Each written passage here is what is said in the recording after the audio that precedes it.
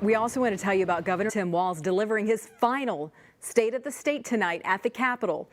He did talk about fraud, but made only one brief reference to all of the federal raids that happened this morning of all days. Chief Political Reporter Tom Hauser joins us live from the Capitol, where the governor spoke for just under 40 minutes about a wide range of issues tonight. Tom.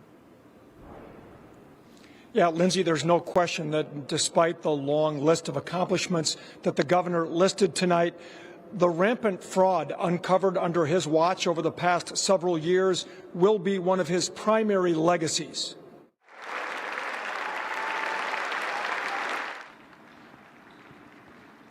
Governor Walz entered the chambers tonight to loud applause from Democrats and polite applause from Republicans.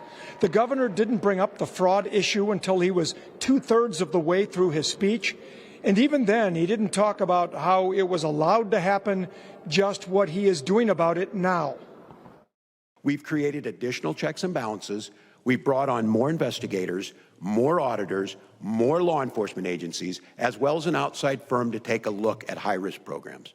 People who have ripped us off are getting caught, and they are going to jail, just like today. I've said the buck stops with me. Now, as for his accomplishments, the governor pointed to the state's AAA bond rating and free school lunches for all students in Minnesota. And as a former teacher, he's clearly most proud of what he's done for education. For starters, our schools have never been in better shape, as evidenced by our record-high graduation rates. I've had the privilege of signing into law the most consequential education budgets to come out of this chamber in our state's history.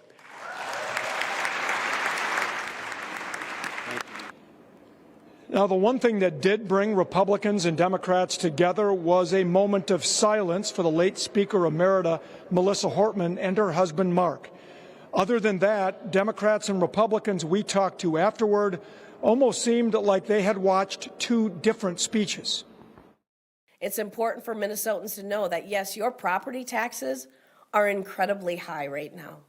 Prices at every business in Minnesota are high because of mandates that have been put on specifically during the years 2023 and 2024, full Democrat control in the state of Minnesota.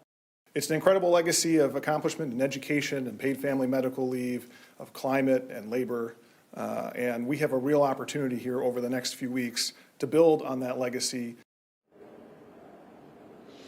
One part of the governor's legacy he would certainly like to build on is on the issue of gun control, like an assault weapons ban and a ban on high-capacity magazines.